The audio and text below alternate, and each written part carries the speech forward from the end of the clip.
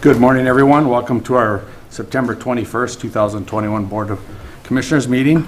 Our first order of business, everybody stand and join me for the pledge. I pledge allegiance to the flag of the United States of America and to the republic for which it stands, one nation, under God, indivisible, with liberty and justice for all. Thank you, everyone. Bob, agenda review. Mr. Chair, there are no changes to the agenda today. Okay, I'll move the agenda. Second. got a first and a second for the agenda. Is there any discussion? Hearing none, all in favor say aye. Aye. All opposed, same sign. Motion carries. Levy and budget. Bob. Well, Mr. Chair and Commissioners, in your packet is a resolution as required by Minnesota statute certifying the proposed 2022 property tax levy. Blue Earth County staff began working on the budget in April of this year. Meetings with department heads were held in June.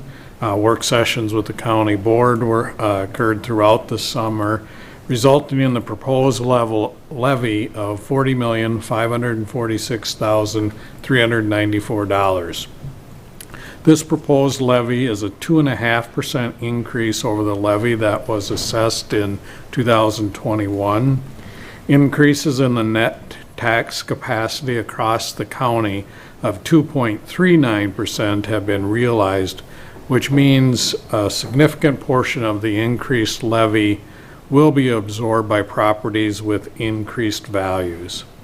I am recommending today the 2022 proposed property tax levy of $40,546,394 be certified to the Blue Earth County Finance Director. So moved. Thank you, Bob. Thank you, Kevin. Second. Second. Got a motion and a second. Is there any discussion? Questions or comments? As the administrator said, we've been talking about this since April. The number was as high as 5% for our preliminary levy, but as we worked through the process, we got it down to the 2.5%, and we will still continue to do that, work on that until the final hearing. But thank you for all your work, Bob, and the staff's work, and getting the budget put together for us, and a 2.5% levy seems reasonable at this point. Other comments from commissioners? I just would concur. Yeah. All right. Hearing no further discussion, all in favor say aye. Aye. All opposed? Motion carries. Well, Mr. Chair and Commissioners, item number 2 in your packet is the 2022 proposed budget. Minnesota statute 375A.06 requires the county administrator to prepare and submit an annual budget and long-range capital expenditure program to the county board.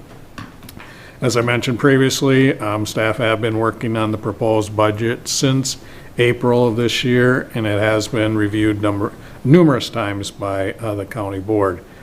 As such, I am recommending approval of a resolution regarding the 2022 proposed budget, which projects expenditures at $120,510,663. I would also point out that the public hearing to discuss the budget will be held on December 14th of this year at 6 p.m. here in the historic courthouse. Thank you, Bob. Do you have a motion to approve the budget? So moved. Second. The proposed budget. Got a motion and a second for the proposed budget. Any discussion? Mr. Chair, so that December 14th meeting, that's set today and made public, how much advertising do we do of that at this time, and then also in December as we get closer? It will be represented on the truth and taxation notices that are sent out in late November, and then obviously with our notification requirements for our meetings, we'll be doing our normal process there. Thank you. Other questions or comments from the commissioners? Hearing none, I have a motion and a second. All in favor say aye. Aye. All opposed? The motion carries for the proposed budget. We'll move on to planning and zoning. George Derry. Good morning, George. Good morning, George. We just have one item to deal with today with George, so whenever you're ready, George. Thank you, Mr. Chairman. PC 29-21 is a request from Kyle and Aaron Meyer. It's a request for review and approval of an after-the-fact interim use permit for cutting and filling in a shore impact zone and bluff impact zone. The property is zoned rural residence and is in the shoreline overlay district of Winnesheek Creek. The property includes Lot 7 of Winnesheek Creek subdivision, and the address is 20 Rose Lane, Mankato. Staff presented the report. The applicants were present and requested that the tree replacement number of 15, as recommended by the DNR, be reduced to 10. The applicants added that some of the trees were removed already or were already dead. Staff suggested a possible compromise of 12 trees and indicated that the tree survival will be monitored by staff in 2022. There was no other public comment. The chair asked the Planning Commission for comments. The members indicated no concerns with the proposal and agreed with the tree replacement compromise of 12. Following the discussion, the Planning Commission forwarded a recommendation of approval of the request with a change to the number of replacement trees to 12 and based on the findings and conditions prepared by staff. The board action is a resolution, and Mr. Chairman, as you may recall, the applicant said he would not likely be here today due to work conflict. No problem. Thank you, George. Thank you for that report. At this time, I would open up for public comment for PC 29-21 for Kyle and Aaron Myers. Anyone wishing to comment, please come to the podium. State your name and address for the record, and if you're calling in on the phone, please take your phone off mute and make your comments. So at this time, anyone wishing to comment on 29-21, please come to the podium. Anyone wishing to comment on PC 29-21? Kyle and Aaron Meyer. And last time, for anyone wishing to comment on PC 29-21, please come to the podium. Seeing no public comment, I'll close the public comment portion of this hearing and bring it back to the county board for action. Mr. Chair, I'll move the resolution here. Okay, I got a first from Mark, Second. a second from Kevin. Any discussion, questions, or comments? It's pretty straightforward. Again, another project that people are taking on themselves to help stabilize bluffs and help our rivers and water quality. So I commend them. If there's no other comments, I will take the vote. All in favor say aye. Aye. All opposed, the motion carries for Karen and Aaron Meyer. Thank you, George. Have a great day. You too. Thanks, George. All right, Ryan and Craig.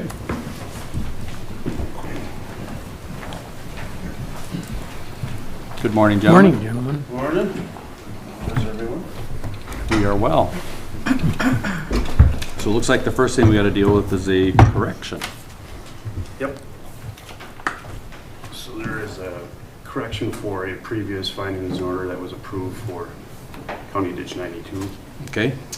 I just have a quick memo explaining it. Previously approved findings in order from June 23rd of 2020 was found to have a clerical error for the petition to reroute and partially abandon portions of County Ditch 92. The clerical error that has now been corrected was found on page 4, paragraph 2, item number 1.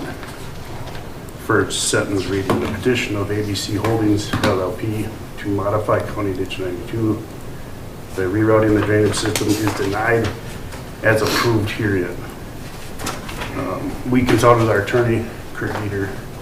He recommended that we change it to read the petition of ABC Holdings to modify County Ditch 92 by rerouting the drainage system is granted and as approved herein.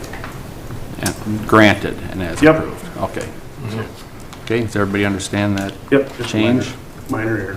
Any questions or comments? I would look for a motion to approve the change. So moved. A Second. first and a second. Discussion? Hearing none, all in favor say aye. Aye. All opposed? Motion carries. All right, we'll move on to County Ditch 92 public hearing. Good morning and welcome to the acceptance hearings for the petition for partial abandonment and reroute to portions of County Ditch 92.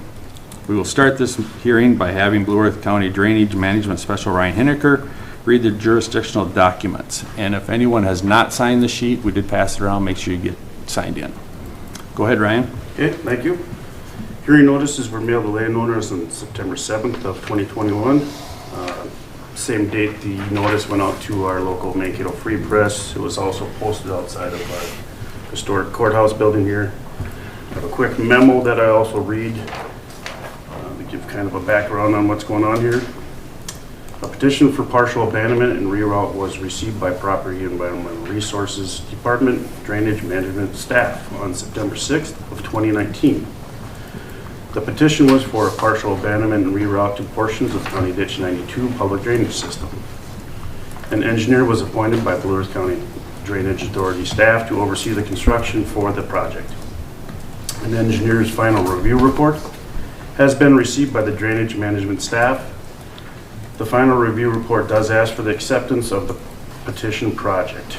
We are here today requesting the Drainage Authority accept the engineer's final review report and approve said findings in order accepting the reroute and partial abandonment of County Ditch 92. All right, thank you, Ryan. We will now hear from the appointed engineer to review and oversight the petition construction. Good morning, Mark. Good morning. Morning, Mark. I'm gonna plug in here, if that's all right. Yep. Name and address for the record, Mark. My name is Mark Orger, civil engineer from my ISG from Mankato here. There we go. So I'm gonna briefly go through this project to recommend accepting it. And if you remember, this is a wetland impoundment on County Ditch 92, located in Section 20 of Meadow Township, just east of Mapleton, and specifically looking at the very upstream end of the main line open ditch and then the branch 1 tile.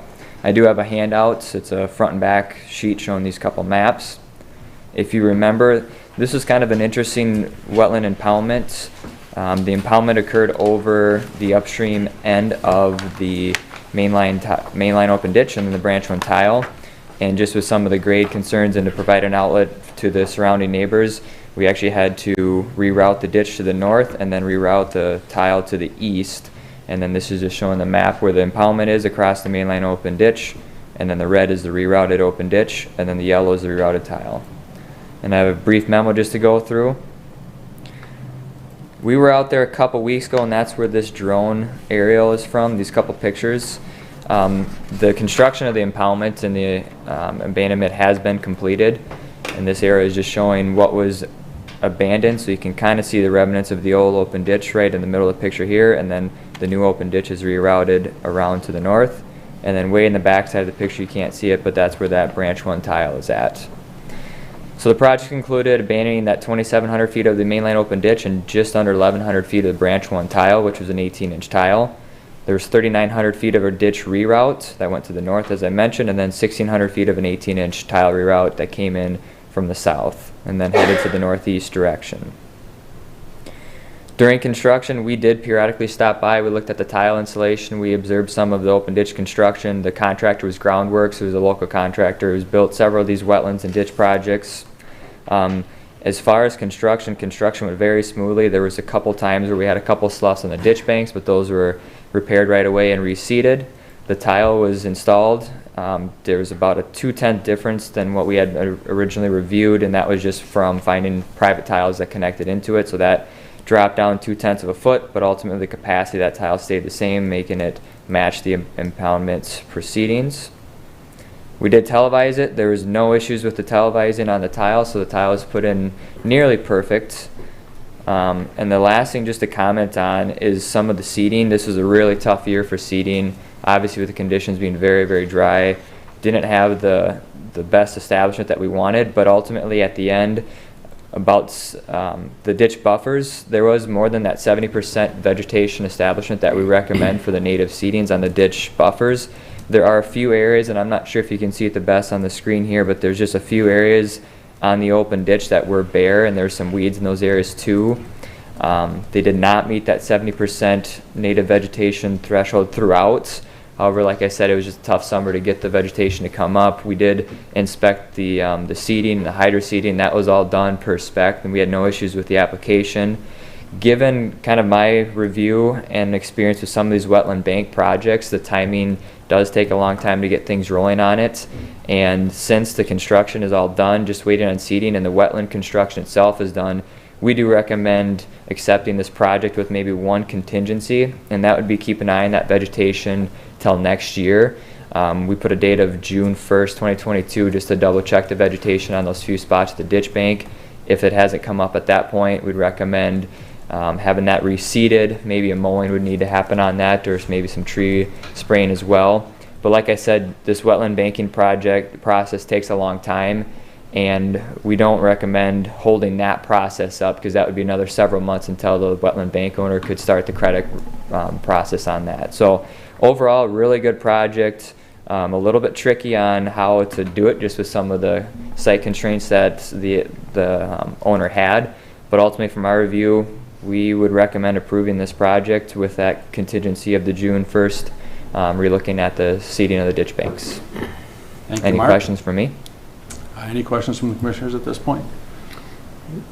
Okay, thank you, Mark. If I might add, Mr. Chair, that both those contingencies are included in my findings. I want that clarified, but thank you. Thank you, Mark. All right, at this point, we'll now open up some public hearing. Anyone would like to testify on County Ditch 92 impoundment, please come to the podium and state your name and address for the record. Please try to keep your comments to 3 minutes or less. And anyone calling in online, please unmute your phone and we will hear your testimony. Anyone wishing to comment on County Ditch 92?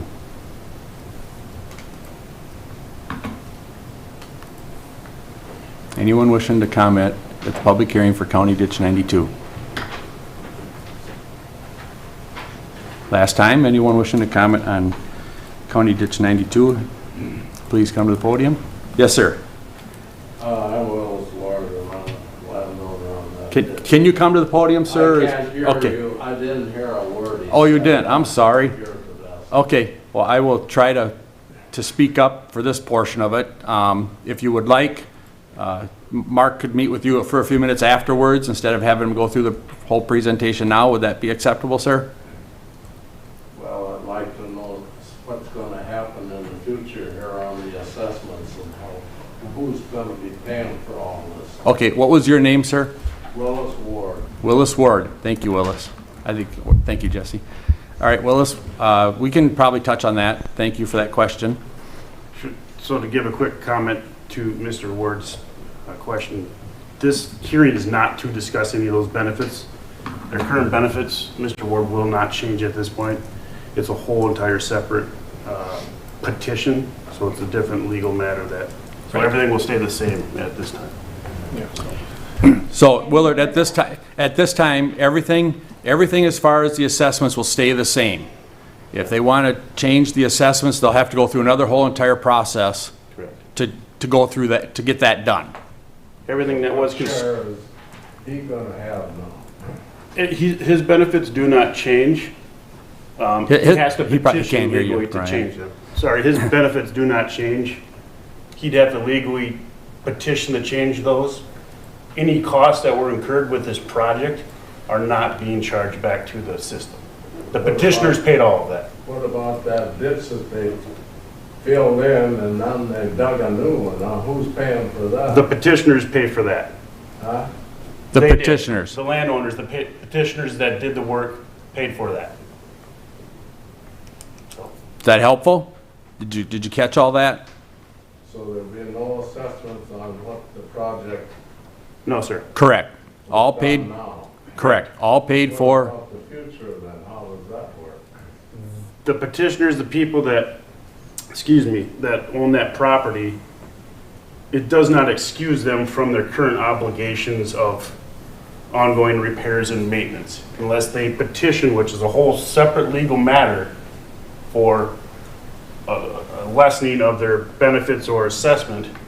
It stays the same. So currently, nothing. They're still responsible just like you are and anybody else for maintenance of that ditch. If that answers your question. Yeah. At this time, everything stays the same, but that's not to say they can't petition to remove some of the benefits, but that we'll have another whole entire hearing and viewers will be involved and you'll be getting noticed again. Yep. So at this time, everything's the same. Is that what your question was? Am I covering what you were concerned about? You two understand what he said? Can you hear me?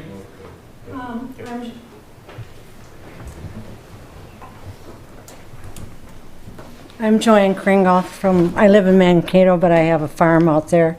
And when you say, I'm really quite new at this, but when you say you're going to reroute this, is this going to affect the land that I rent out to somebody? Is it gonna take away land? No, No, you no, this reroute is all done on this was all done on the person that owns the property inside their, so it didn't change the drainage for any of the other landowners. But it's on the property owner. Are you Correct. talking about County Ditch 92 or 76? Yes, I'm talking about County 92. Just what you're talking about, aren't you? Correct, yep, I thank want to you. make sure. it's only Yeah. on Mr. Walzer's property. What? It only includes Mr. Walzer's property. Okay. And then when he mentioned that there was some that wasn't seeded right, were we informed of what property that was? Would we have been informed that, like if it was mine, that wasn't done right? Nothing was affected to your property, ma'am. All of this, again, is on the developer's property. Correct. All of the repair, or all of the work was done on one person's property. Okay. Well, would they ever abandon the whole ditch completely? Or give it up? I doubt it. I no. Because right now, I have a lot of the water coming on my, down. No, I don't think there's any intentions to. Thank you for your time. Yeah, you need your drainage. We support that, so thank you for the questions. Other questions? All right, with that, I will close the public portion of the hearing and bring it back to the county board. Is there any questions from the county board at this time or concerns? If not, can I get a motion to accept the adoption of the proposed findings in order, accepting the engineer's final report for the petition of the partial abandonment and reroute to portions of County Ditch 92? So moved. I got a first and a second, and that will be with the two other findings that the two other conditions we had on there, so. Any other questions or comments from the county? I got a motion and a second. Mr. Chair, I guess as we look at all these projects, we always look at different options and things we can do and just appreciate that each and every time. And when we can do something like this where it's all involved, just one property is always helpful to move it forward. So appreciate looking at all those options as we look at impoundment. So thank you. Yeah, thank you, Kevin, for those comments, and I echo the same thing. This is good for water quality issues and some of this wetland restoration. It's needed, and this is a great project, so. If there's no further questions, I have a motion and a second for County Ditch 92. All in favor say aye. Aye. All opposed? The motion carries for County Ditch 92. All right, we're done with 92 then. Anything else to add? Okay, we will move on to County Ditch 77. Okay.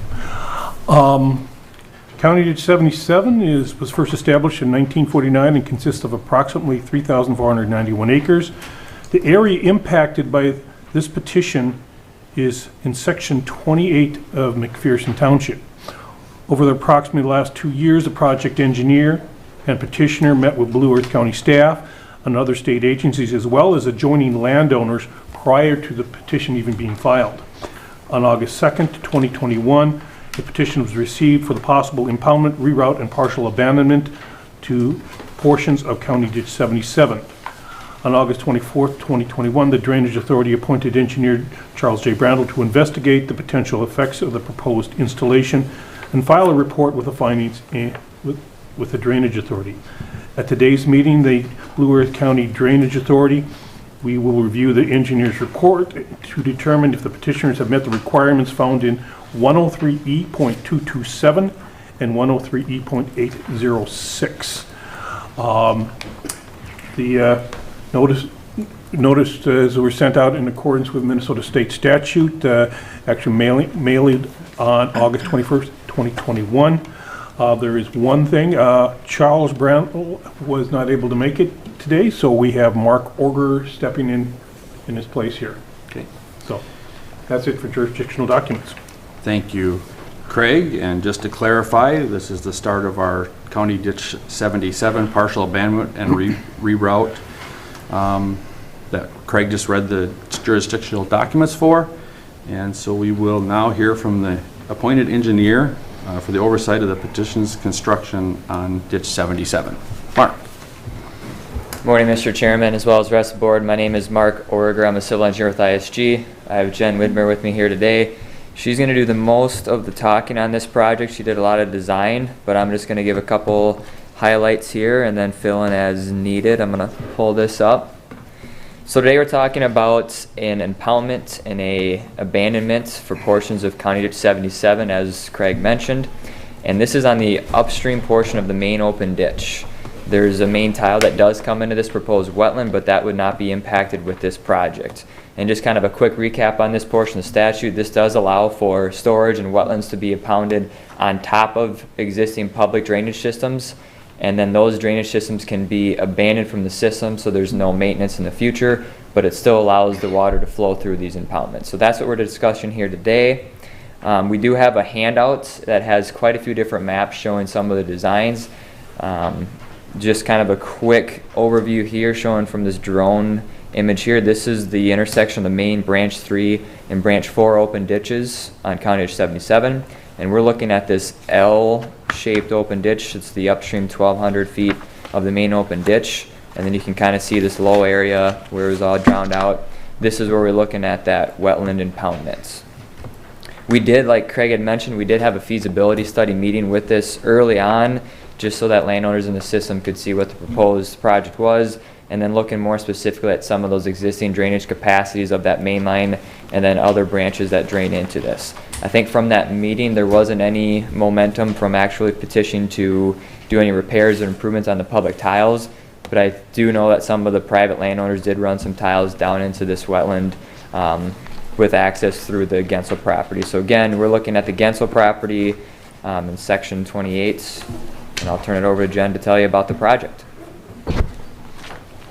Thank you, Mark. Good morning, Jen. Morning. All right, so here is a zoomed in area of where the wetland is, denoted in the yellow boundary. It's 44 acres, located at the intersection of branch 3, branch 4, and the main open ditch. It takes about 840 acres of water, which comprises of all of the main tile and a couple of the branches. Here's zoomed in a little bit more on the wetland easement, so you can see that the wetland butts up directly against these two other open ditches, and the main tile drains into the south portion of the wetland. We flew a drone over the site just to see what was out there. Here's the L-shaped 1,200 feet of open ditch through the wetland area. The main tile outlet, along with the private tile outlet in that main open ditch. We checked the capacity on it, 18 inch. It's a 0.21 inch per day drainage coefficient. We did look at rerouting the main tile, but that wasn't necessary based on our hydraulic modeling. I'll go into that further later. And here is another section of the open ditch that we are proposing to abandon. Again, we did a full feasibility study for this project, so here are all the drainage calcs on the tile. I believe they're included on your first map. And here's the proposed design. The blue line denotes a rough outline of where the wetland will be. I think this is the third sheet of your handout. It shows the site plan for the wetland. Thick black line is the wetland boundary. It shows areas to be excavated, a couple areas to be filled. We're proposing a berm along the branch 3 and 4 open ditches, just so that we aren't impacting the existing ditches. And then there's some fill along the north side of the property to prevent any water spilling out into somebody else's property. We're also rerouting a couple of the public or the private tiles, but that doesn't affect the public system. And there will be tile blocks located throughout. And we're proposing a steel sheet pile weir across the existing main open ditch right before this intersection, and that's what's going to hold the water back. Here's a map of the wetland communities. Like I said, it's a total of 44 acres. About 15 acres will be standing open or standing water. The wetland comprises of 3 basins, a large central basin, and then 2 smaller ones to the east. We are proposing to abandon 1,200 feet of open ditch measured from this intersection. That would be stations 58 to 1258. Legal conditions are a 4-foot base at a 0.06% grade. As part of the wetland project, we're proposing to remove the spoil banks on the ditch. That will provide us a little bit more storage and potentially give us some material for the berm that we're building along the branch 3 and 4 open ditches. So here's just a cross section of what the ditch will look like after we're done with the work. So we're getting rid of these kind of artificially high banks on the ditch. Like I said, we have a berm proposed to separate the wetland from the branch 3 and 4 open ditches. That will be a couple of feet higher than the maintained water level, which is at 989.5 mean sea level. And there will be a vinyl sheet pile on the wetland side of the berm, and that'll prevent any water from seeping through the ground into the ditch, which could destabilize the banks. So we're being extra cautious about this just because we don't want to affect the drainage of those other branches. Here's a cross-section of the wetland design, page 4 of your handout, I believe. So you can see the open ditch, the proposed berm, maintained water level, and then a little bit of the basin 2 proposed in the upland area. Here's another cross-section showing again how we're going to remove the spoil banks from the existing little tail of ditch that we're proposing to abandon. Here's a detail of the weir at the outlet. We're proposing a large riprap basin at the downstream end so that we don't erode any of the existing intersection there. And here's an example picture of what the weir will look similar to. Like I said, we looked at the existing main tile outlet to make sure that it wouldn't be affected by the wetland. It currently outlets a little less than half a foot above the maintained water level. We ran a hydraulic model to check peak water elevations to see if the tile would be backed up. It is fully submerged on the proposed 100-year, but other than that, it's very, very little change between the existing and the proposed conditions. So here's the hydrograph showing the flows at the outlet of the main tile. On this lower graph, you can see just a little dip in the 100-year event. That translates to a 1% reduction of peak flow. So there's about maybe 2 hours of time where that flow would be restricted during a 7.5-inch rainfall event. But otherwise, very little to no change in the drainage of this main tile. Here's an inundation map to show how long areas are flooded. On the left is the existing conditions, on the right is the proposed. Everything green is 12 hours of flooding, everything red is 48 hours of flooding.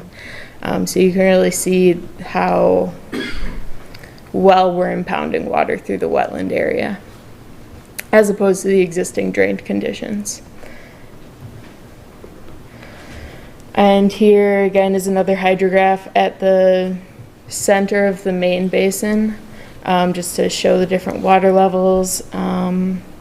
There's about a little bit over a foot of bounce on the 100-year event, and that's where we get the storage for the system that we're gaining for CD77. And here are some further modeling results. So we have the wetland outlet flow comparison. So we are reducing flows out of this stretch of system So this is measured at the weir. So we're reducing flows by 81% on the 2-year event and 13% on the 100. And we are backing up about 1.4 to 2.3 feet of water at the outlet. Thanks, Jen. I'm gonna add just a couple things kind of more specifically on the handout before I go through Chuck's memo here. So I'm gonna pull up the overall map real quick and just kind of explain a little bit of the backstory on the spoils, leveling, and the ditch. So we've been working over a year on this project with the Board of Water and Soil Resources on their design. And historically, the intersection where all 4 of these ditches come in is a large basin that was obviously dredged out, and that's how they drained it. And so part of the reason that we're looking at taking out these spoil banks is to try to restore what that natural basin was. And so we can't get the entire basin just because it crosses over several different properties. But by removing these spoil piles and putting them kind of farther up the hill, we do get a much bigger basin that comes out of that. So as the tile comes daylighting into the wetland, it doesn't have to funnel through this ditch anymore. It's just going to fan out over a much larger area. So that's what's shown in this red area here. I'm going to jump to maybe one more, explain a little bit more on the kind of the cross section. Just for reference, the maximum depth of this wetland is going to be just over 6 inches deep. So this is a shallow marsh wetland. It's not going to be, you know, a 2 to 3 foot wetland. We don't have that much room to work with that county tile coming in. So a lot of it's going to be 6 inches or less with a lot of soil saturation areas. So that's kind of some of the bigger wetlands that are being impacted today through development and other things as well. So that's what we're trying to target on that restoration there. As far as the ditch bank itself, we are building up the bank with a clay core just to have some of that bounce not seep through the ditch bank into the branch 3 and branch 4 open ditches. And then on top of that, we're going to install a vinyl sheet pile weir, which will run all along the ditch bank, and that basically cuts off all the lateral effects from that wetland into the ditch. So not only will that help retain the hydrology in the wetland, but it also prevents seepage through that ditch bank, which could cause some sloughing in the future. This one's a pretty good design. It really fits well where the watershed's at because the main tile is coming down a hill and we've got some grade to work with, and that allows us to have a free outlet onto the open ditch. So you're going to add a couple feet of water in the existing open ditch, which gets us about that 6 inches in that flood area, in that basin area, but ultimately we're not seeing any impacts on the upstream tile.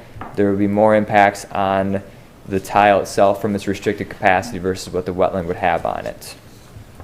So I'm just going to kind of summarize what I just summarized from Chuck Brando's summary of the project. It's kind of an interesting one, but Chuck did review everything. He put together this memo, and just to summarize what he found, he reviewed all the hydrology calculations. He looked at the tile calcs and looked at how the water from the wetland would bounce in the wetland basin and then ultimately back up onto the public tile. And what we found was about 1/10 of a foot of an increase in impacts on that tile on the 100-year event. So, and like Jen said, that was for about 2 hours. So really negligible impacts on very, very large rain events. One more thing just to comment on, we have the weir set at 1/2 foot below where that tile comes in. And then at the elevation where the tile comes in, we have a secondary weir that's 24 feet wide to allow more water to get out through that higher elevation. As far as the Drainage Authority's review goes, there's about 1,200 feet of open ditch on that main line that'll be abandoned. Again, there still is going to be access coming along the branch 3 and branch 4 open ditches to get to that weir if there's ever maintenance that needs to be done, if there's anything that's clogging debris. The Drainage Authority still has access to it, and the Drainage Authority still has access to the upstream tile where that comes into. So this impoundment really is just a flow through for the water, and there's no longer need for that open ditch. And then my review is basically the same thing. We're targeting to restore about a 44-acre wetland on this property. And again, we didn't find any negative impacts on the upstream public tile. Like I had mentioned before, there's a few private tiles that are coming into it. Again, those are coming in above that proposed wetland as well. One last comment, all the costs will be borne by the petitioners for this project too, so the county ditch drainage system won't see any assessments on this project either. So with that, I can answer any questions from the board. All right, thank you, Mark. Do the commissioners have any questions at this point? Okay, thank you, Mark, for that report. At this time, I will now open it up for any public comment on the petition for partial abandonment and reroute to portions of County Ditch 77. If you'd like to testify, please come to the podium and state your name and address for the record, and try to keep your comments to under 3 minutes. Anyone calling in on phone, just unmute your phone and we will hear your testimony. Anyone wishing to comment on County Ditch 77?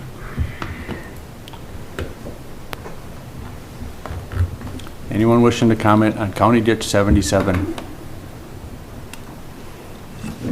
Last time, anyone wishing to comment on County Ditch 77 for the partial abandonment and reroute, please come to the podium. Seeing and hearing no public comment, I will bring it back to the county board for action. Any questions or comments from the Drainage Authority at this point? If there's no questions, can I get a motion to accept the adoption of the proceedings and findings moved. in order? Second. Thank you, guys.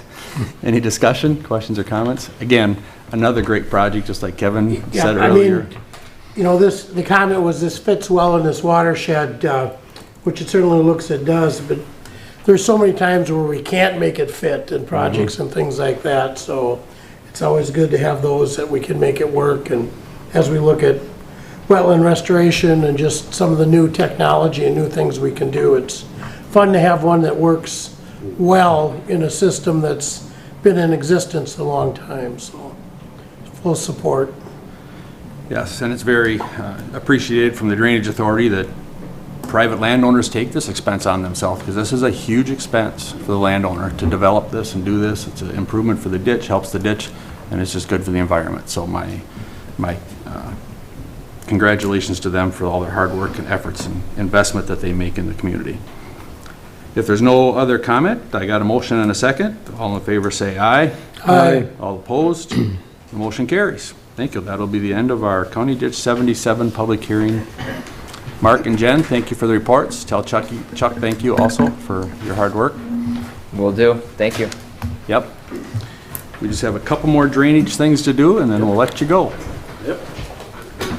I meant you want to do these separately. Yeah, we'll do them separately. So we Okay. got 17 first on my agenda. Sounds good. Thanks for coming, everyone. Appreciate the comments and input. First repair report will be Judicial Ditch 17, which is located in Garden City Township, Section 15. We are replacing an old original auto repair 6-inch concrete line out there. Okay. And that is also with an estimated cost of $22,000 to $25,000 that we're seeking approval for. Okay, do I have a motion to, So moved. Second. a motion and a second. Any discussion? All in favor say aye. Aye. All opposed? Motion carries for 17. 36 is next. Yep, Judicial Ditch number 36. This is shared with Brown County. This is located in Butternut Township, Section 6. Again, a old original lateral. This would be an 8-inch concrete we are looking to replace. I had an estimated cost of around $15,000, 15 to 20, excuse me, for that repair. Okay, So moved. Second. got a motion and a second for JD 36. Any comments? Hearing none, all in favor say aye. Aye. All opposed? Motion carries. And 56. my last repair report is County Ditch 56. Again, located in Garden City Township, Section 16. Another old original concrete line. An estimated cost of around $36,000 to $40,000. This is a little larger pipe. As you know, pipe size, pipe prices this year are pretty expensive. So $36,000 to $40,000 is the estimate I have on that. Okay, So moved. Second. got a first and a second for the repairs on 56. All in favor say aye, or any discussion? All in favor say aye. Aye. All opposed? The motion carries. That's all you have for us today? Took enough of your time, I think. We did I good. appreciate it. Those were good meetings. It's been fun, so, yeah. I think so. I appreciate it. You guys have a good day. Thank you. Yep. Thanks. All right, at this time, let's just take a 10-minute break and see if I can catch some people out in the hallway. So, take that, give Phil a minute to get here.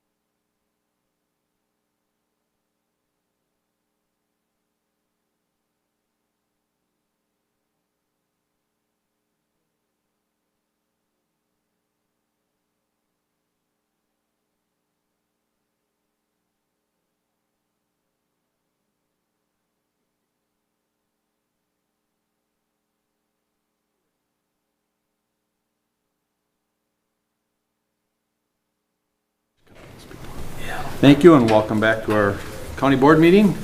And we got Phil here. Morning, Phil. Phil, with Human Services. Good morning.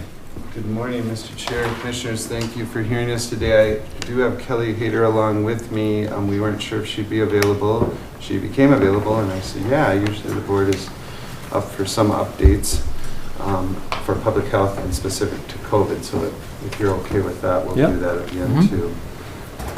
I have just one action item, Mr. Chair, under public health regarding SHIP. This is obviously a program we've had for a number of years, statewide health improvement partnership. SHIP focuses on active living, healthy eating, and tobacco-free living, and bringing those infrastructure pieces into the community. It is applied in the following setting: the community proper or general, schools, work sites, and especially in the healthcare industry. The previous grant amount for SHIP was $208,958, and that is the same amount for this year. So the stable funding over 2 years. The term of this contract is November 1st of 21 through October 31st of 22, and that's what I have for action items today. All right. Thank you, Phil. I'll move the SHIP. Okay. Second? Got a motion and a second. Any questions? Comments? Can see they're always busy with different things, you know. Yeah. Take Okay. some of them quite innovative. I know what they use them for. Yeah, good. All right, I got a motion and a second. All in favor say aye. Aye. All opposed? The motion carries. Thank you, Mr. Chair. Commissioners, I have a couple of informational and discussion items before I hand off to Kelly for a COVID update. The first of those, using 2020 data, it's more the demographic data to give us a sense of how our practice goes. First being out-of-home placement. And you'll see on the graphs that they're just pretty self-explanatory, but the number of and reasons for children entering out-of-home placement in 2020, the breakdown by the first pie chart, I think it's very significant that if you look at parental drug and alcohol abuse, that is as big as all the others combined, including regular physical abuse and neglect. So just an interesting picture of our community, that certainly chemicals are such a big part of our mission, trying to make sure that people don't cross the line and abuse those chemicals because of the damage and consequence that can bring not only to themselves but to their children. The next graph, number and reasons of children exiting the out-of-home placements. And so this is where kids go after we try to stabilize and come up with a plan. And the biggest part of that pie chart by far is reunification with the parent, which of course is our hope. When that's not possible, living with other relatives is the other really big part of that picture, and we depend heavily on families to step in when there's dysfunction at the level where we want to make sure we're focused on the well-being of the child. The final graph, placement expenditures, percentages, you'll see that the foster care is the biggest chunk, and I've long stated before you all that is just such a critical part of our community infrastructure, the foster care providers, and obviously some relative foster care providers as well can be mixed into that. You see also correctional facilities, which has been a growing area for us, and residential treatment. The thing that's not on here is the fiscal data, that those represent, much more than half of our cost, even though the numbers aren't as big as foster care. Very expensive type of care, and COVID has made that all tougher, that we just haven't been able to use a lot of flexibility, and some of the concerns about safety keeps people kind of locked down, if you will, once they get into care, and we have to be more mindful about our transitions. All the children placed foster care, into foster care, 37% of those were with relatives. So that's the breakdown of that. And the other informational piece I have, Mr. Chair, is the child maltreatment data, again from a demographic perspective of kind of how does it break out into categories. The first pie chart, percentage of child victims of maltreatment. And if you look at neglect and physical abuse combined, that's over 90%. The graph does go over 100%, and That's because sometimes there's more than one thing going on, so they're counted twice if there's neglect and abuse, or neglect and some other feature. Excuse me. So you'll see that those, the big piece is the neglect issue. And that brings us to kind of that final graph where when there is neglect, we usually try to come alongside of families and work with them, and we're allowed to do what's called a family assessment, which is a little more informal and trying to look at the strengths of the family. If it's physical abuse or sexual abuse, then we're mandated to use the investigation. There might be criminal charges with Pat's mission that we work collaboratively with and law enforcement. And so there's a clean breakout of some of that by statute. But of course, we're trying to limit the damage to the child and also come up with a plan, whatever that best plan might be for the future. These numbers are fairly stable too. We don't have year-over-year data here, but Ann Broskoff, our supervisor, did say that these are pretty representative of the past years as well. There's no significant shift that the board might be wanting to be aware of. Something Ann's proud of is the graphic in the box. 95.6% of all child victims were seen within the required timelines. It is hard. We do have the burden to find the parents or who we need to interview, and sometimes they can not be make themselves not available, as law enforcement struggles with at times too. So I don't think we'll ever be fully at 100%, but boy, we try. And she did say that virtual availability was there during COVID, but there were only a handful of times that staff chose to use that. They felt it was important to try to get out, see the home, talk to the people face to face, and so they do put themselves in harm's way, and I am proud of that as well. Our requirement with the family assessment is that we must respond within 120 hours, and then family investigations are 24 hours, so we do have an ongoing access to try to evaluate that even over the weekends or holidays, just so the board's aware of that. So that's what I had to share today. All right. Thank you, Phil. Any questions for Phil on those two items? Not so much, maybe, but I appreciate the facts here and what you said, and that, yeah, I think when they can go out and see, it's a lot better, and yeah, I don't envy their job. It's tough, and just do all we can to support. I mean, and then also like the foster homes, that's hard too, obviously, to find placement, and yeah, obviously better if it could be maybe relatives, but yeah, I don't know. Are we, yeah, we're always at some level that we're always short, so I mean, I just wonder if it's better than it was? Yeah, always recruiting, Commissioner, people that we just are always looking for families, and some of that is, you know, foster parents do retire too. They get to the point in their career where they want to be free of this mission. The pay that we pay foster parents is never the issue. It's always just to cover costs, so they do it as a true mission. And so there's turnover over time. We're always recruiting, and we're looking for very unique solutions, like when you said how to be creative in some of, like what we do in SHIP.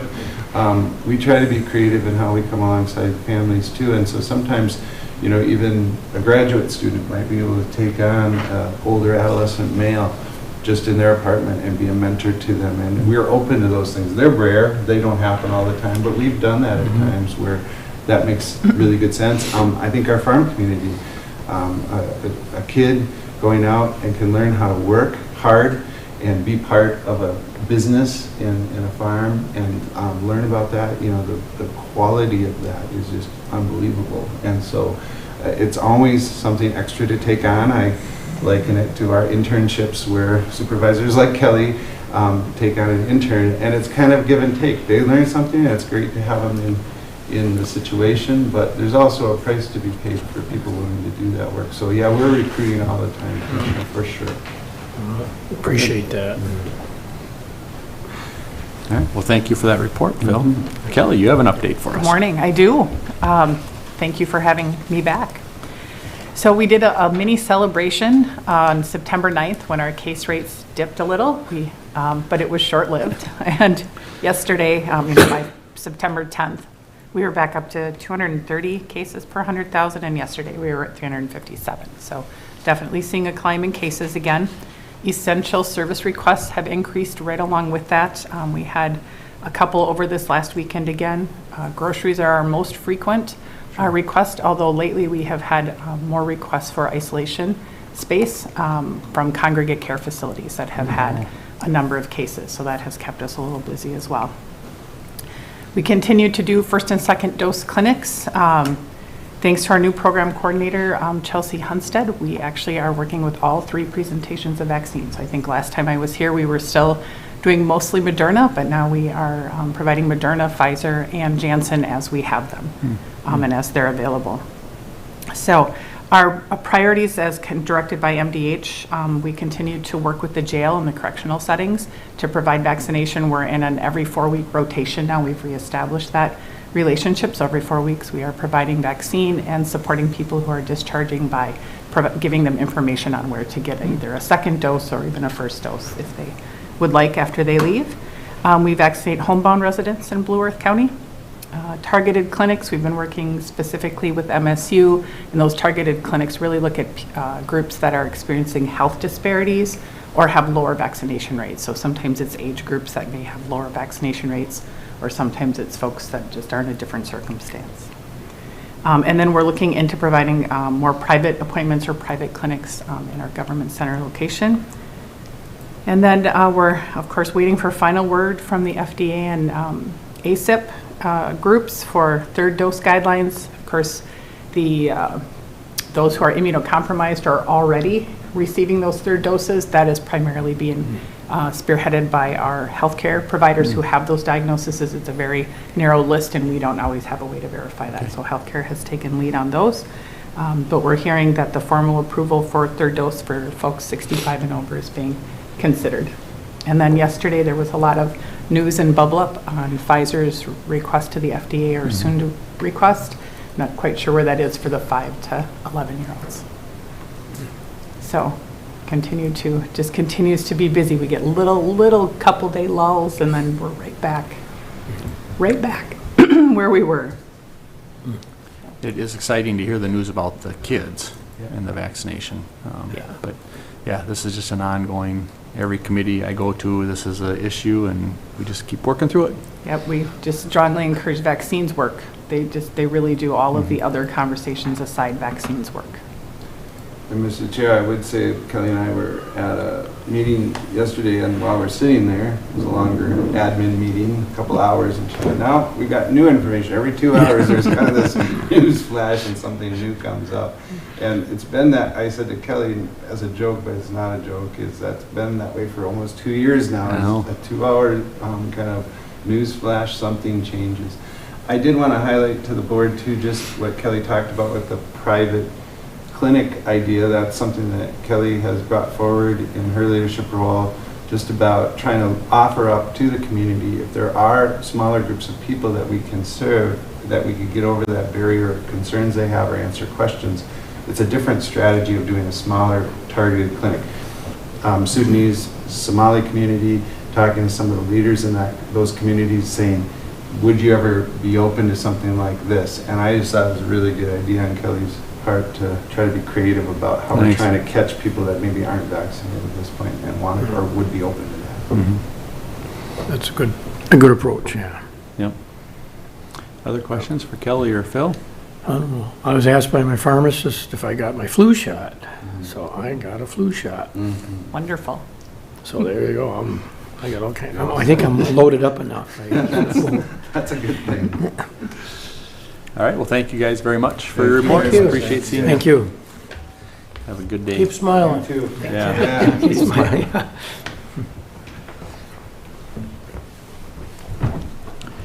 All right, at this time, I see we got Matt in the audience. Matt, you have some other staff coming, or do you want to get put on early, or do you? No, we can wait till the... No, if you got nobody else coming, we just got administrative stuff. So if you got nobody else coming and you want to... No, I do. Nancy will be here. Perfect. To be here. All right. Well, we will work on administration for a little bit then. All right, Mr. Chair and Commissioners, the first item is the county board minutes for September 7th. So moved. Second. Any discussion? All in favor, say aye. Aye. All right. All opposed, the motion carries. Bills. Next are the bills for the 2 weeks indicated. Do I have a motion for the Move bills? the bills. Second? Any questions or comments that haven't already been answered? Hearing none, all in favor say aye for the bills. Aye. Aye. All opposed, motion carries. Mr. Chair and Commissioners, item number 13 in your packet is the Human Resources Department agenda. We just have informational items for the board today. We have filled a correctional officer in the jail. We've initiated recruitment to fill a part-time library clerk. We have filled a part-time library clerk and then also initiated recruitment for an on-call library clerk.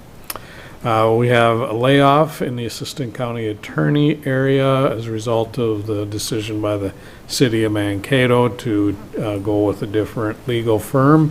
And then we also received a resignation of a assistant county attorney.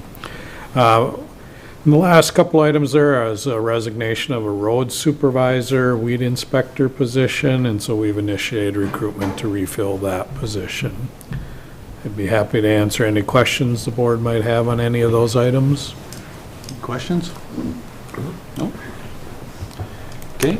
All right, Mr. Chair and Commissioners, item number 14 in your packet is a memo and resolution regarding approval of a resolution authorizing the sheriff to sign some grant agreements for TZD and DWI officer grants that the county receives, and so recommending support from the county board to authorize the sheriff to sign those grants. So moved the resolution. Second? Okay, I got a motion and a second for the resolution for the sheriff's office. Any discussion? Hearing none, all in favor say aye. Aye. All opposed, motion carries. So it looks like it brings us to our end of our administrative, so now we are ready for the MICA update. Matt and Nancy, please join us. Welcome. Yeah, welcome. There may be few of us, it's not any slight, you know, they didn't want to see you, they just, We got commissioners traveling to DC for the transportation. Flight, yeah. So we would think, we would never think that. yeah. Well, good morning, and Good first morning. of all, thank you, Mr. Chair and Commissioners, for the time. Matt Mossman, Executive Director of the Minnesota Inter-County Association. We are also, and Nancy Selesky is with me, we're also a little short, just as we are already obviously starting to move into the preparing for the 2022 legislative session. Two of our team, Steve Novak, who may join us later in the day, and Carly Stark are both have some commitments related to bonding tours and other preparations for planning for 2022. I want to start off always with thank yous. We greatly appreciate Blue Earth County's membership in the MICA organization and commissioners for your service on the board of directors. Greatly appreciated. It is wonderful to get out here. What a beautiful drive out to Blue Earth County this morning.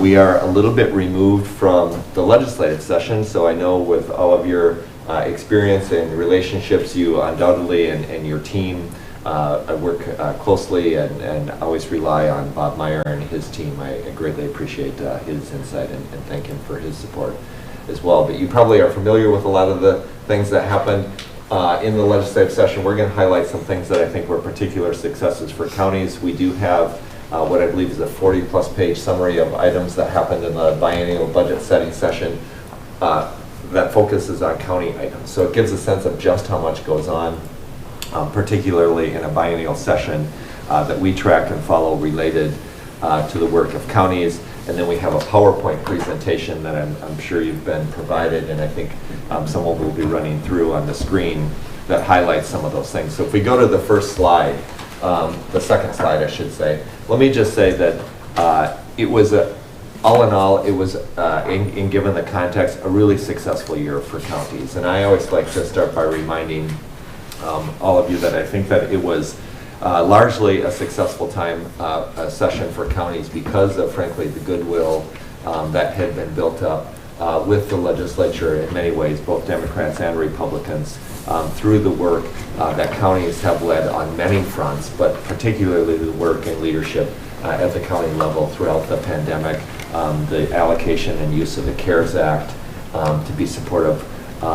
Folks at the Capitol, I think, and by and large have had very good feelings about the lead work that counties have done in that regard. And of course, we got the majority of the money by far in that CARES Act distribution to local governments. In the end of the day, we moved from a period of projected deficit in which folks were already supportive of keeping county program aid, and that held harmless, to projected budget surpluses. In addition to that, federal money that at the state level that really smoothed the way for bipartisan agreement in the only divided legislature in the country, working together. It did mean that a lot of contentious policy issues fell by the wayside, but overall, in the end of the day, the state passed, as you can see there on this slide, a $52.2 billion biennial budget, which was about a 3.4% increase over the baseline in projected spending, about $1.6 billion of new spending, and about $746 million,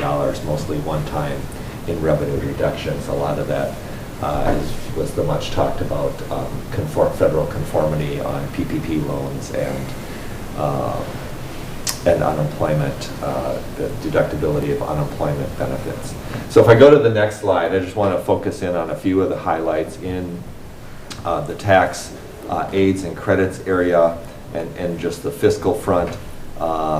I'm also going to throw in, as we go along, a bit of a flavor for what we see coming up next legislative session and wrap that up at the end. But county program aid held harmless.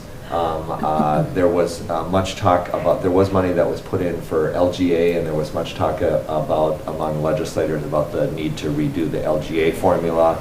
Some talk about whether or not the CPA formula needs to be redone. Frankly, we don't see that as a high priority so much as putting more money into the formula. But we do anticipate that conversation coming up. We got a win out of a new opportunity that arose in a proposal to provide money to counties for a new dedicated aid program for homeless prevention aid, provide between $1 and $1.5 million to Blue Earth County over the 6-year pilot of the program. Those funds are allocated based on each county's, largely after a minimum, based on each county's share of the number of students who report homelessness experience during the course of the school year. That's data that the Department of Education already has collected. It's just being leveraged for this purpose here for allocating this new money. A couple of things your constituents will be interested in don't go directly to county budgets, but there was a state general property tax cut of about $20 million a year starting in 2023. That aid program, the homeless prevention aid, also starts in 2023 and runs for 6 years. And then there's also going to be higher refund payments for homeowner and renter refunds for veterans due to some changes there. Broadband was a key priority for the Inter-County Association throughout this legislative session. We were pushing for $120 million, which was the governor's broadband task force amount for what was estimated that needed to bring the statewide all areas up to the old standard. We're actually moving towards a higher speed goals for 2026. In the end of the day, $70 million is what arrived at, and that was a success given that going into conference committee, the numbers got as low as $30 million and $40 million in the chambers respectively. So we continued to push there, got $70 million. It is coming from the state's federal ARP capital projects money, and guidelines for that program haven't been issued yet by the federal government, so it's getting slowed down a little bit, but there's no question that that money is eligible for broadband use, and it will come to the state broadband grant program at some point and get utilized and leveraged across the state. A couple things we're just following, and I just point them out here because They may factor in just in the way of background for you, knowing things that are happening contextually as you work as a county to make use of your ARPA dollars. There was a conversation during the legislative process about retroactively requiring all employers, public and private, to retroactively provide up to 80 hours of paid COVID leave if employers had not done that already. That did not happen, but what did happen instead is that there was $250 million put into a frontline worker pay set aside, of which there was supposed to be recommendations by September 6th as to how to actually allocate that. There's a little bit of difference between the Senate and the House and administration as to whether or not that should focus on just healthcare and long-term care workers, or whether it should go beyond that to low-wage private sector workers such as in retail and manufacturing and others. I'm hopeful that that will get sorted out. It's kind of gone a little bit behind the scenes as the negotiation works out, but if that does happen, it would precipitate potentially a special session yet here, because it would need to be passed by the legislature in order to become effective. We had been holding out some hope that a bonding bill, oftentimes there's a small bonding bill in the odd-numbered year. We had been holding out hope that a small bonding bill would also be part of that special session, but just to be frank, I think at this point, with bonding tours now starting up for the 2022 year, which is dedicated to bonding in large part, I think the chances of that are getting slim. There was also $150 million one time put into a Main Street business loan and grant program, $80 million, $70 million into grants, $80 million into loans. So there was additional business relief, kind of akin to the money that you all administered on multiple fronts to help your businesses during the session. As I said, I'm going to move on to transportation on the next slide. Steve Novak regrets that he's not able to be with us here. He sends his regards, and we're hoping that after his commitment, he'll be able to be down a bit later in the morning. But transportation was another area, and transit was another area of success for counties this legislative session. I want to be clear that given the vast need for road and bridge funding across the state, these numbers are actually somewhat small, but the reality is that oftentimes we did not get, as we continue to push as a priority, a comprehensive constitutionally dedicated funding package to permanently increase resources going into road and bridge funding. That continues to elude a lot of folks who support that effort, frankly, and we'll continue to have that as a priority. But in lieu of that, we continue to look for these one-time opportunities. These amounts here, I think if you look at them in context of the October bonding bill, where $70 million was put into the local road improvement money and $30 million into the bridge, local bridge program. The $14 million here for local bridges and the $5.5 million for local roads is on top of that. And so over kind of a 20-year context, that's the most amount of money, frankly, in a 6-month period that has gone into those programs to support the roads and bridges that you all are administering here and operating, is more than has been the case in quite a number of years. There was also money put into, of course, town roads are oftentimes or are always part of the local system. There was money put in to try to resolve some of the underfunding for town roads as well as for small city streets. Those were significant amounts for those efforts.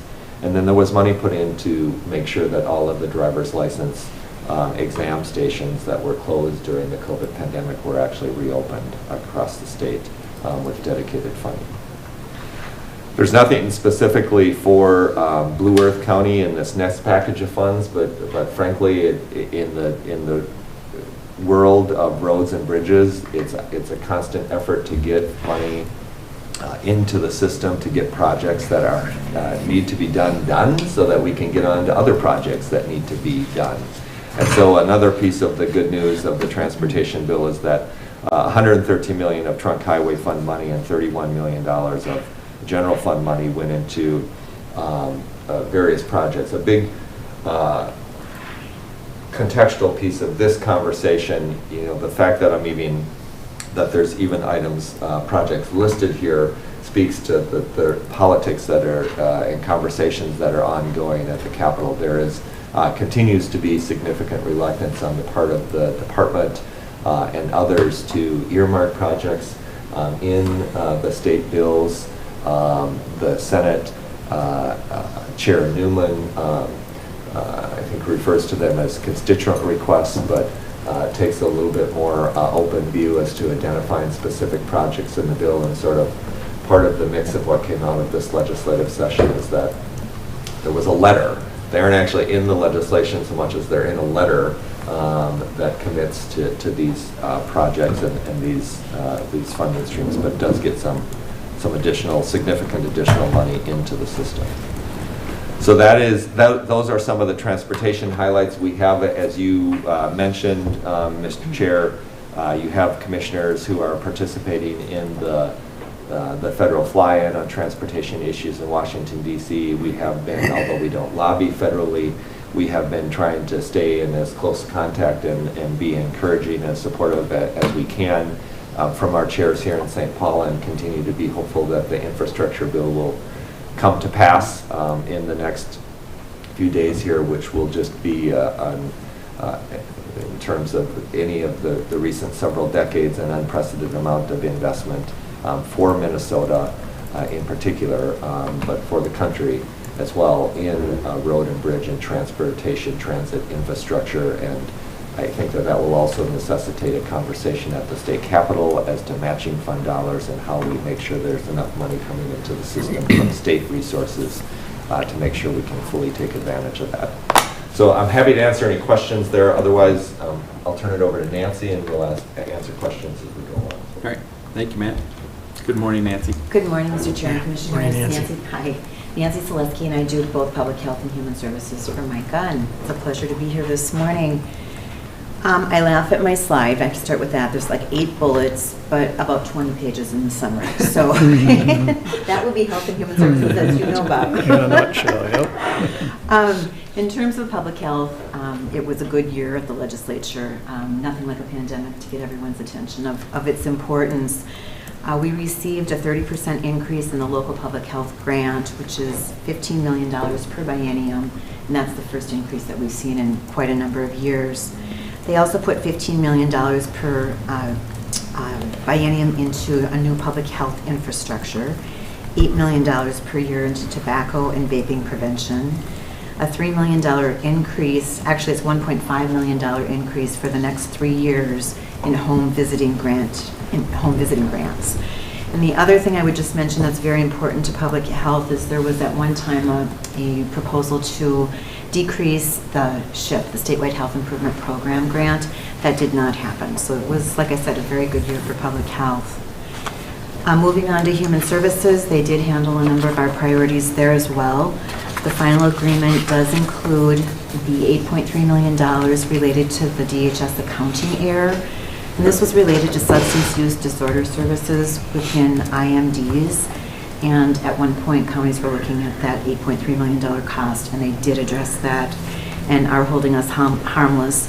There was a similar error made to several tribal nations as well, and they also resolved that by taking the money out of the general fund. We went to the legislature this year with a waiver bill. We wanted to see, as you know, we're all doing business very differently, using technology in a number of ways. And we went to the legislature with a bill that had 4 initiatives that I'll cover quickly. We can now do targeted case management through telehealth.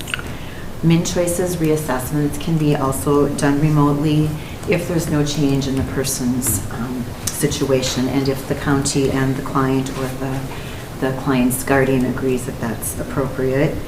We also modified the number of housing support absent days. If a person were to get ill, say with COVID, or need some kind of treatment, mental health or chemical dependency treatment, we've increased the number of days to up to 92 days in a calendar year. We want to make sure that once they've successfully been treated, that they have a home to return to. We also can now do MFIP applications remotely. And I want to mention a fifth waiver that was passed during the regular session. These last ones were done during the special session. There is a provision that now allows child protection workers up to 5 days, 5 calendar days, to do a face-to-face discussion with the child if it's confirmed that there's no danger, the child has no danger in terms of being, there's no access with the alleged offender. So that also happened. If you look at the report, there's also a number of waivers that were also passed that are in the telehealth article of the bill. The legislature also invested in mental health this year. They put $1.75 million as an increase to the Adult Mental Health Initiative grants over the next 3 years. They also put $16 million in additional capacity for adult mobile crisis services. And they also started a new program. They're putting $5 million in a program to create a children's mental health transition and support team. And this is to facilitate the transition back to the community of children that are in residential treatment facilities, like the CABS facility in Wilmer, as an example, the Child and Adolescent Behavioral Health Hospital. They did put money into that new program. They also made some rate increases for employees that are working in a number of facilities, including ICFDDs. There's an increase for PCAs, as well as other home health workers. Unfortunately, we did pick up one county cost share, or shift, I guess I would say. It again relates to the Wilmer Hospital, the CABS facility. When that child no longer needs that level of hospitalization care and they're awaiting a bed to be moved into the community, counties pay for the days that they remain at the facility. It's estimated that that's about a $2.4 million per biennium shift to counties. And I just want to mention that that brings that program or that hospital in line with the other facilities, the direct care and treatment services facilities. And I also want to mention it's something that we've been working with the department on for a long time. It's often deemed as, or suggested that this will incent counties to move these kids, or adults actually, out of these facilities, and the reality is that there's a shortage of beds, as you are all aware. So we continue to work with the department on that. I also want to mention that the final deal did include language relating to the eviction moratorium. There was a 3-month delay where a landlord cannot evict a tenant for non-payment of rent. That 3 months is coming up now in October. It's intended to drive individuals to the Minnesota Rent. It's renthelpminnesota.org, which is a state website. And this is to access the literally hundreds of millions of dollars that Congress passed earlier this year. There is an exception in terms of evictions if a person is violating a lease in a different way, such as not related to non-payment of rent, such as they violate the lease because they're a nuisance or destroying property, things like that. Those folks then would need 15 days notice before being evicted. And I would just mention that the language also requires landlords to provide a 15-day notice to all tenants before starting an eviction program. Finally, I do want to mention that although October is technically the cutoff date, if a person has applied, has an application pending in this program, they cannot be evicted. So there were some good protections for not only the tenant, but also the landlords. I would just mention a couple things that did not happen. There were 3 proposals for cost shifts to counties in the Senate at one time. One dealt with capping disability waivers. Another would have frozen min choices, reimbursement allocations at the 2019 levels. In other words, a block grant at the 2019 level. And then there was also a proposal to impose a county share on placements of disabled individuals 18 to 27 years in certain settings. None of those happened. We worked hard to make sure that those did not happen. I think I can probably stop here and answer any questions. I do want to just mention a couple of your staff members that I work so closely with, both Phil Clausen and Angie Youngerberg are, as you know, wonderful employees of Blue Earth County, watching out for not only you, but counties as a whole. And just want to make sure that I mention them as well. And you just missed Phil. He was here for his report. I just saw him. We did. Yeah. Good. Good. Yeah, they do a great job for us. That's a good report, Nancy. Is there any questions on the item she had? Back to the cost Please. shifts, Nancy, or did you have a question, Mark? No, I was just gonna say, That cost shift, I mean, I know there's a shortage of beds, but didn't, at one point, we were running into just a problem with communications between people being able to be released and counties not knowing about it, and so they'd end up sitting there for 2 or 3 or 8 days. Has that been resolved, or is that a different program? I just thought we talked about that at one time. There was just a communication gap, and we weren't being notified. We might have had a bed, and so that cost is going up. Mr. Chair and Commissioners, yes, we've had issues with direct care and treatment for a number of years. In fact, we went to the legislature, I think 2 years ago, and we passed that appeals language, because at one time, yes, we were, I think the last numbers I saw, counties are paying over $16 million per biennium, and those dollars all go into the general fund as opposed to getting back into the system. So we've been working with the department, also working with the legislature. Senator Rosen a couple of years ago did pass legislation that redirects, I think it's $2 million out of, say, that $16 million per biennium into the system, as opposed to, like I said, going into the general fund. So we keep trying to hammer that home. So many legislators don't understand that that's where those dollars end up, where they can, technically be expended on roads and bridges if they want to. So yes, we continue. I think the legislation has helped, because with this appeals process, I think that's helped, but we still have a number of issues. We are trying to have like bi-monthly meetings with the direct care and treatment team. In fact, we're meeting with them on Thursdays. So we continue to bring it up, but yes, you were Good. right on. Thank you. Any other questions for Nancy at this time? Okay. Thank you, Nancy. thank you much. Always appreciate when you come Good down. seeing you again. Yes, Yes, yes. it's We've nice been about to calling see. in, so it's Nice nice. to see everyone. All right. Well, Mr. Chair and members, in the absence of filling in for, I guess I should say not in the absence, but you get the Matt Mossman show for the rest of the time here. Just a few quick items on corrections and public safety.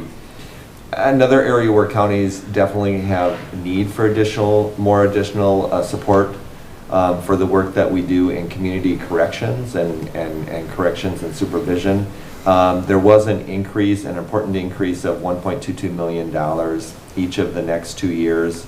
But unfortunately, it's about 2% increase, so it's far less than what the need is. And unfortunately, it's only one time. So this is an area where we claim success and progress, but we need to keep doing some work.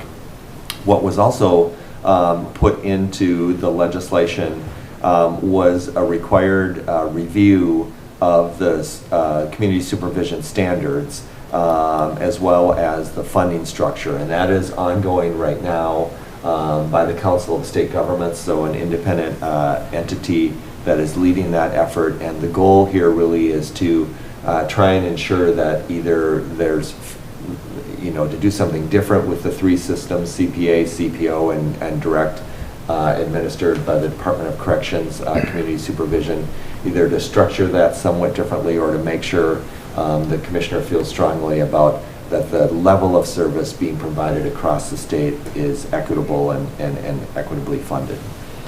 So that is something that we are both participating in those conversations and closely watching on your behalf as we get closer to the 2022 session.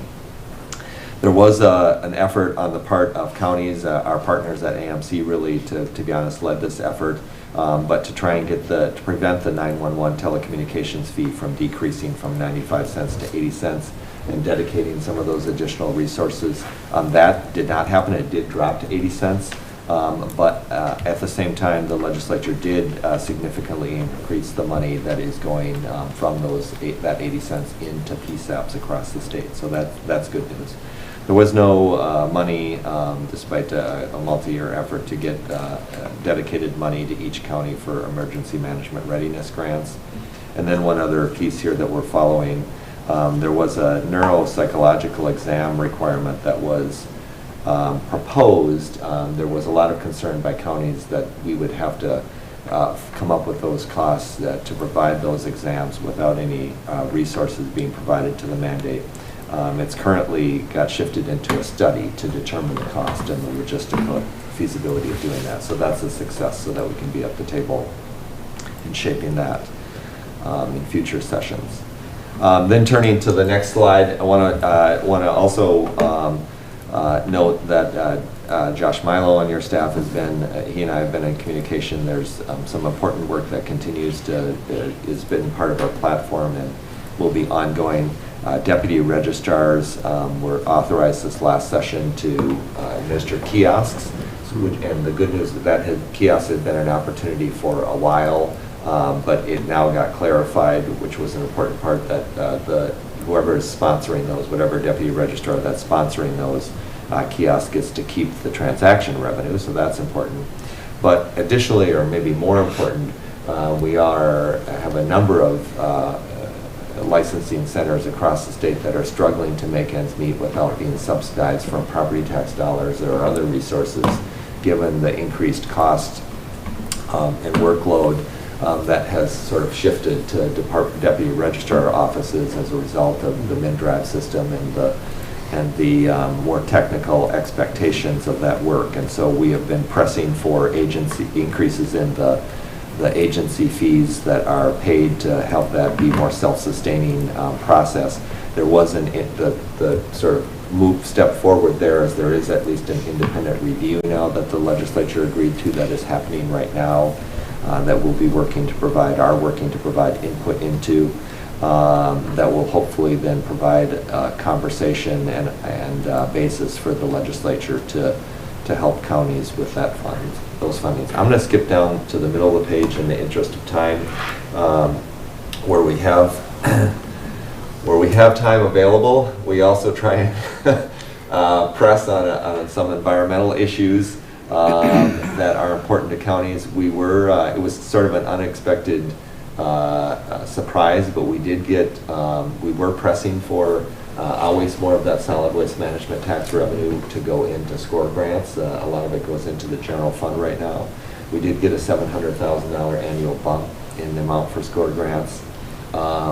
There's 1.4 million in dedicated money and 1.4 million in baseline money going into the Ag Best Management Program that will be at least potentially in the case of the Ag BMP program available for septic system replacements, and important to all of the counties. I think there was an effort to shift funding for state baseline funding for soil and water conservation districts to a new mandated mortgage and deed transaction fee that we opposed, and that did not happen. That money will continue to come from the Clean Water Fund, and there was some increased money for invasive species, for aquatic invasive species, that should be clear about. So as we head to the next slide, and I'll just finish here, I'll just say we have shifted gears, of course, to the 2022 session. Minnesota passes a biennial budget, as you know, so the biennial budget is in place. So this is sort of one of these sessions where nothing needs to happen necessarily unless there's some deficiencies or other issues. The focus is expected to be on a major bonding bill. Bonding tours have started. There are a plethora of interim studies, some of which I've already referenced, that are ongoing, and we expect those to come back to the legislature and will precipitate either increased funding or change, or at least the conversation around that. Particularly community corrections funding, we will be prioritizing that, I have no doubt. We do expect the cities to come back with suggestions around an LGA formula, in which case we will anticipate wanting to be ready for asking for more money for county program aid at the very least, and I'll be talking to the MICA board about that. In the end of the day, we're anticipating sort of a healthy state budget. Revenues continue to be above forecasted collections for the beginning of this biennium that started June 30th, and they were substantially over for the biennium that ended on June 30th at the state level. So a healthy state budget condition, and we anticipate that to precipitate supplemental budget conversations at the legislature. Happy to stand for any questions, and I will leave it at that. Again, thank you, Commissioner People and Rinder, for your service on the MICA board. Greatly appreciated. It's always a pleasure.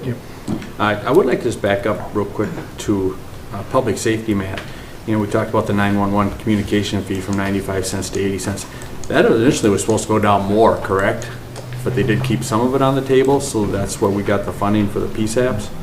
That is correct, and I would have to get back to you on the details. I believe the expectation is that it was to go away once the system had been expanded. Yeah, we had a bond, they were paying for the bond, when the bond got paid off, and I thought it was supposed to go to like 70 cents or something, and I don't need any more information on this, but I just like to acknowledge that they did get some more money for our PSAPs, which was exciting. Yeah, very exciting. Yeah. They found a way to do both Yes. things, frankly, Yeah. to let the fee fall backwards as Yep. well as put more money into PSAP. So I think that was sort of a win-win opportunity. Yeah, and that's a problem with adding a fee that you say is going to serve as a bond, and then when the bond's paid off, you keep the fee. Right. I think Mark and I had some conversations about that, and it's kind of like, well, that's not really the right way to do it. If we need money for PSAPs, remove the fee, then get the money for the PSAPs. But yeah, I think there was just a little, but I think it just went really well, and I know our PSAPs will be really happy with this extra influx of money. And it's a very, very important service we provide. Absolutely. So. But any other questions for Matt or Nancy? Well, awesome. Good Great. to see you guys. You're off to another county, I think. Are you just heading Yes, back? we will be visiting with Olmsted County later today. They meet in the afternoons on Tuesday. Okay. So. Okay. Well, we just got committee reports, and I think we're going to probably break for lunch yet. I mean, we're still early enough, but you're Great. welcome to join us for lunch if you are available. So, Right. Yeah, Thank we you would very like- much. we would Thank like you. that. All right. Bye-bye. Great. Thank you, guys. Thank you. all right. At this time, Bob, did we have anything else for the agenda that I missed, or? Just the committee All right, reports, Mr. perfect. Chair. Well, Kevin, are you ready to start today? Yes, Mr. Chair, since our September 7th board meeting, I've participated with the other commissioners on the Ditch 56 informational meeting, soil and water. We met on September 8th, the work session on the 14th, and I, with others, attended the AMC Fall Policy Conference on the 15th through the 17th. Had the opportunity to talk about drought issues with the rural counties and participate 2 days of Environmental and Natural Resources Committee. Meetings I've attended, a Greater Blue Earth River Basin Authority Policy meeting on September 10th. I've met with other staff and others concerning Ditch 56 and had a good visit with Tim Grant and Dane Lynch as they were out to our place as we looked for well sealing and went through some paperwork. Upcoming, I plan to attend the Township Association meeting in Lake Crystal on the 23rd, and our next NACO Ag and Rural Committee meeting will be next week. That ends my report. Thank you, Commissioner. Mark? Let's see, after September 7th, we had a drainage refresher training, and as Kevin said, then we went to the GMG after hours that night. Then we had on Wednesday our MICA meeting. It was Zoom. And Thursday then we had our September the 9th, we had RCF, our last board meeting. No more are we on that, and we'll just see how much, we can see from the outside and what we can help with getting people to be, consultants and so forth. But, yeah. Then on Tuesday, September 14th, we did have the county work session. And then, let's see, we had the annual meeting at Gustavus on that evening. And then Wednesday did have our AMC Fall Policy Conference. That went, we got back on the Friday, and Kevin was there, of course. We talked about that, and and we had other people there too. We had some, and anyway, that was a lot going on. Actually, a lot of issues, a lot of things covered, but it was worthwhile being there. So that concludes my report, Mr. Chair. All right, thank you, Commissioner. The several that were already mentioned, the drainage refresher, I would just like to add that I thought that was very helpful to have Kurt come down and kind of go through that. The binder he gave us should be helpful in the future. Always nice to get refreshed on that. The MICA meeting went really well. We got to hear from the demographer and a little bit about the change in populations in the counties, so that was interesting to hear. Mark mentioned RCF and the board work session. I had my State Emergency Communication Board Chair meeting the 15th, which we just get prepared for our meeting for tomorrow. And then last night I had my joint powers meeting with the South Central Workforce and got our reports from our staff. Everything seems to be going pretty well there. And then we had our MVAC meeting last night with our policy meetings first for an hour and then our regular meeting for about an hour and a half after that. And everything seems to be going very well there, even though they're really struggling with the COVID stuff with the daycare, or not the daycare, but the early childhood and the Head Start program. It's just very problematic. They no more than get opened up one day and then they have to shut down because somebody gets sick. And the protocol for the trying to get through that, the staff person that takes care of that, the department head, then all of a sudden can't do their work because they have to make all these calls and deal with the COVID. And, it's just very problematic, but it is just a precaution and something they have to deal with to keep the school open and move forward. So that is my report. And I don't have any other business for today, so I would entertain a motion to recess to Olives. So move. Second. Got a first and a second. Any discussion? All in favor say aye. Aye. All opposed? The motion carries. Thank you everyone for your time.